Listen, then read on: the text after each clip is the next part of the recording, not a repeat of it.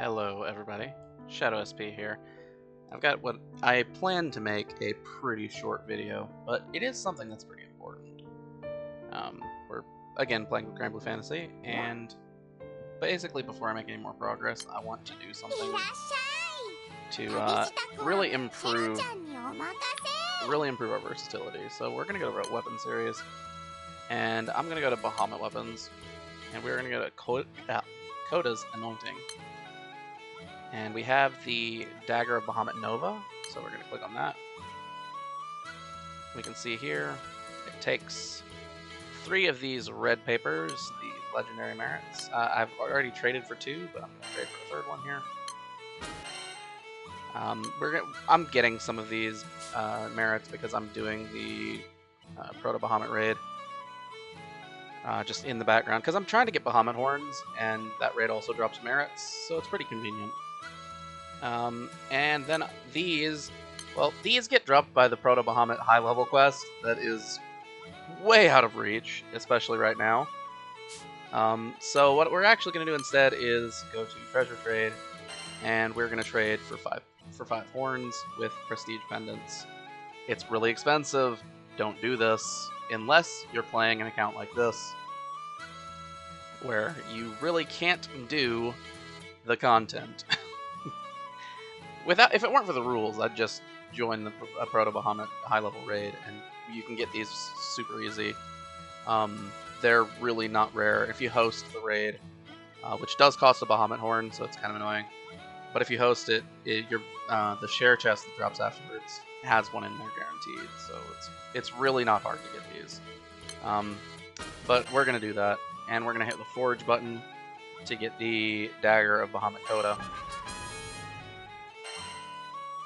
Now, the difference between Nova and Coda is pretty important.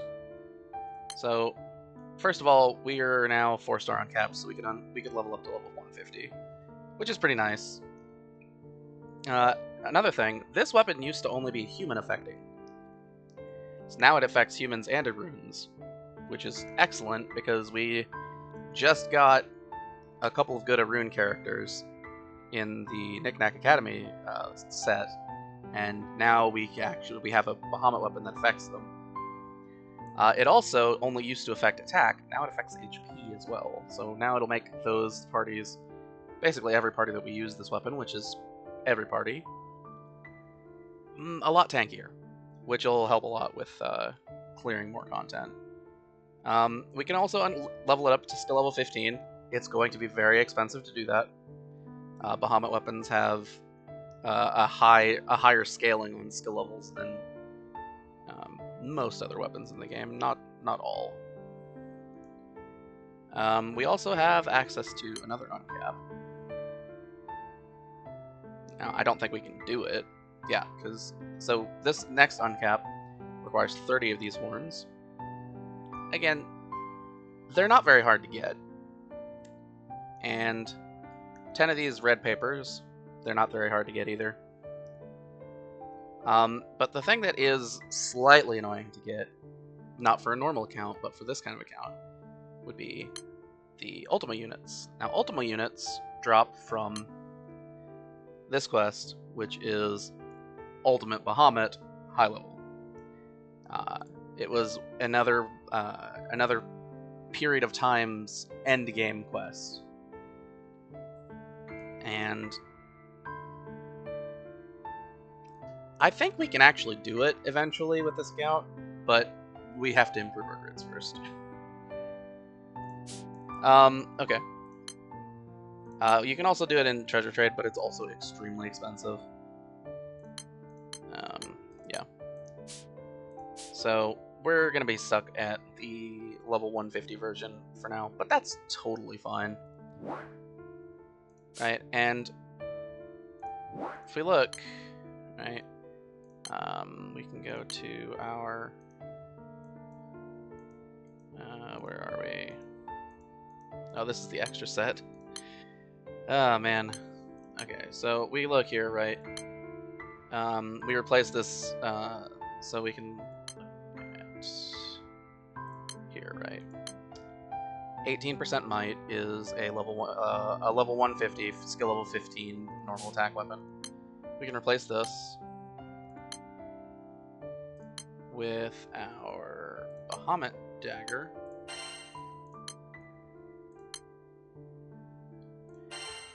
And we get, at skill level 10, 30% might. That's a big increase.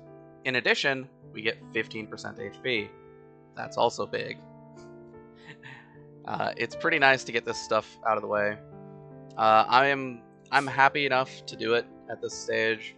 We're gonna need our prestige pendants for other stuff eventually, but I think getting our Bahamut weapon to the Coda stage so we can both get more HP and effect, especially in fire, right? Because we have 2 runes when we were doing Tiamat, and that we're not getting a bonus effect from our Bahamut weapon, so it was really bad.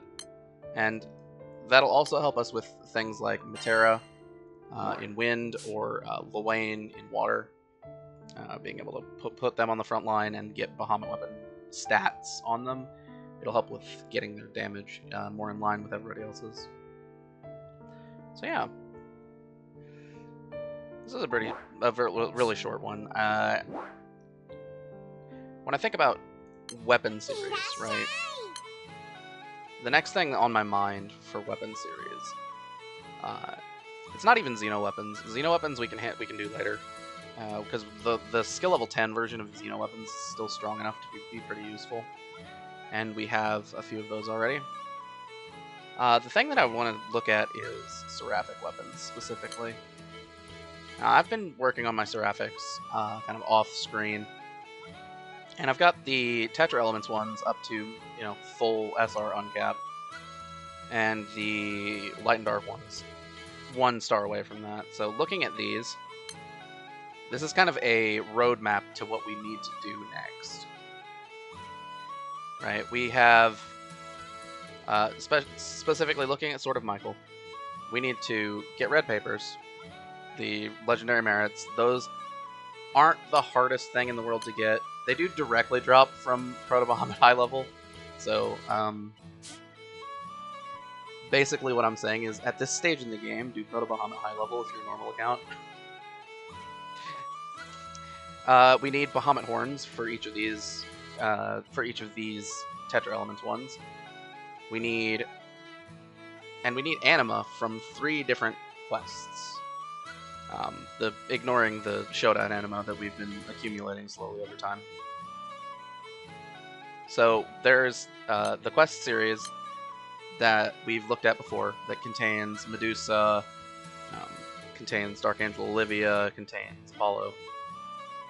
That's where we'd get this one, the Twin Elements.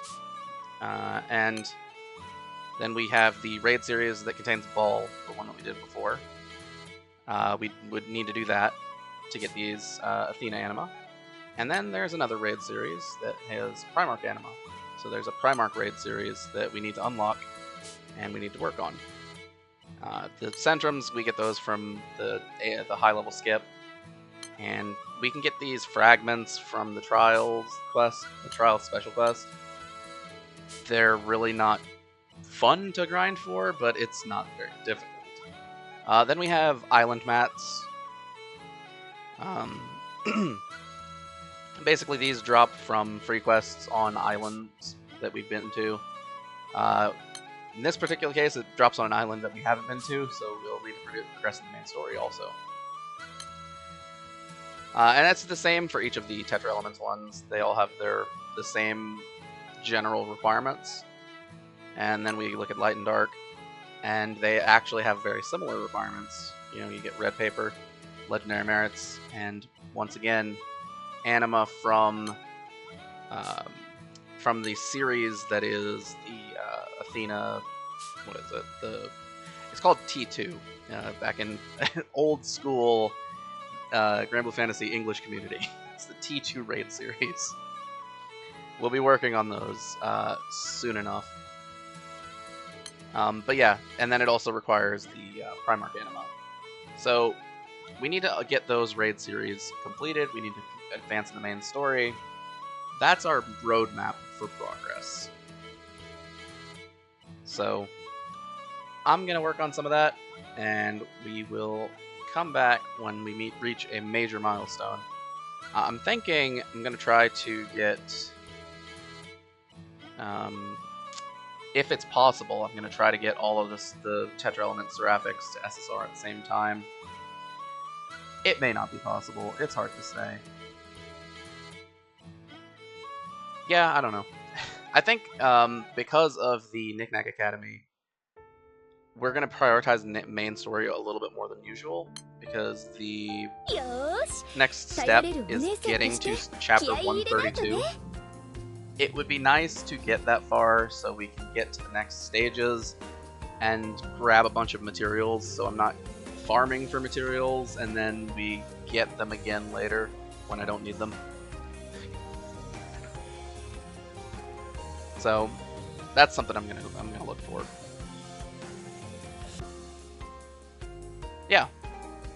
Yeah, we're looking pretty good for now though. Bahamut weapon will help a lot. I'll say that. Alrighty. Well then, without further ado, this has been Shadow SB signing off. I hope this was informative. I'll see you later.